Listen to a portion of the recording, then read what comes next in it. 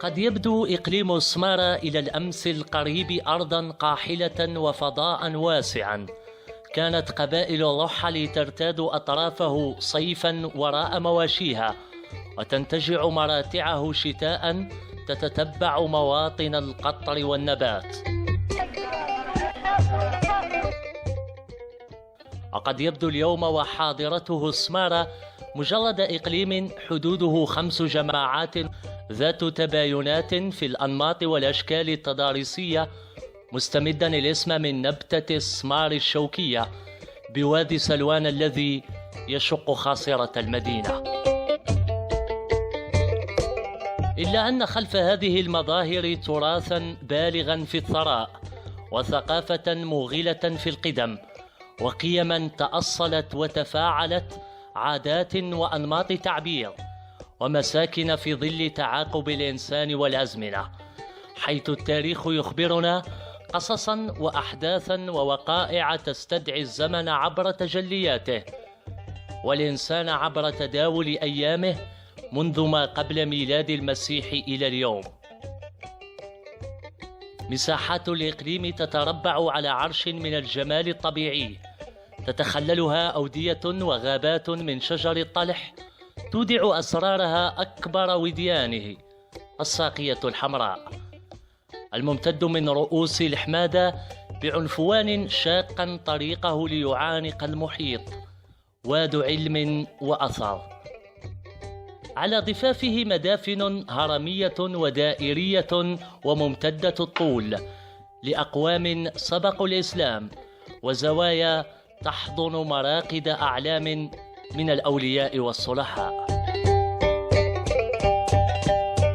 قادما من المشرق مولاي عبد السلام بن مشيش، دفين منطقة شفشاون شمال المغرب، يتوغل وريثه في عمق الصحراء.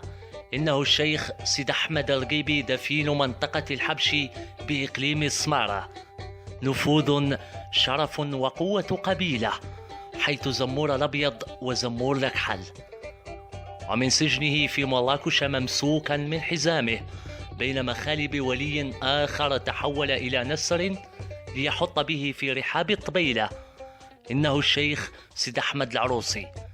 وإلى السمارة قادما من الحوض شد الرحال الشيخ ماء العينين، دفين منطقة سوس العالمة، الذي لا زالت زاويته تسمع نبضها.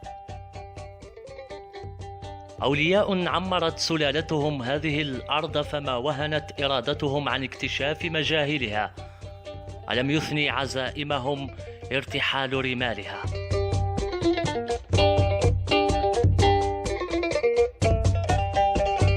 سفر عبر الزمن تردد فيه اسم سمارة، وتداولته الألسن بأعجميتها. الكولونيل موري وقصص البريد الجوي إبان الفترة الاستعمارية، عابرا أجواء الإقليم إلى مجاهل إفريقيا المستعمرة. يتسلل اسم سمارة عبر أبراج المراقبة، عنها تحدث الكاتب ميرموز وجيومي وسانت إكزيبيري في كتابه أرض الرجال، وإليها شد الرحال ميشيل فيوشونج ابن 26 في رحلة شاقة على ظهر جمل، دون تفاصيلها في كتابه المعنون بسمارة، انتهت بموته بعد عودته منها إلى تيزنيت ليدفن بأجادير سنة 3900 وألف. أصداء حضارة هي إذن تعود إلى الأزل.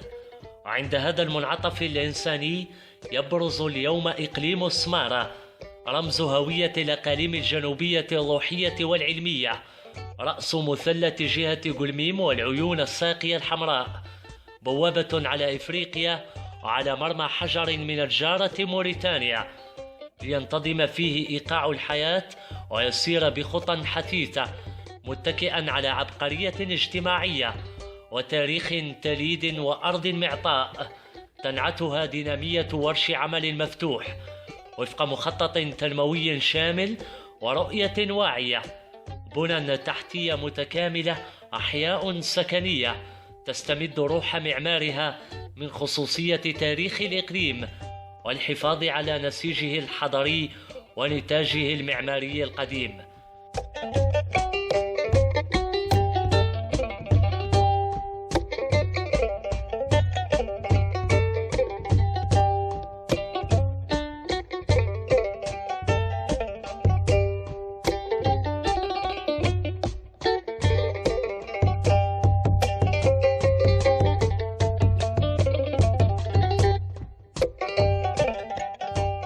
مشاريع شحذت همم الشباب وترجمت مشاريع في الاقتصاد الاجتماعي ووسائط خدمية بأبعاد مدروسة محورها عبقرية الإنسان وإبداعاته الحرفية المختزلة لروح حضارة خلت.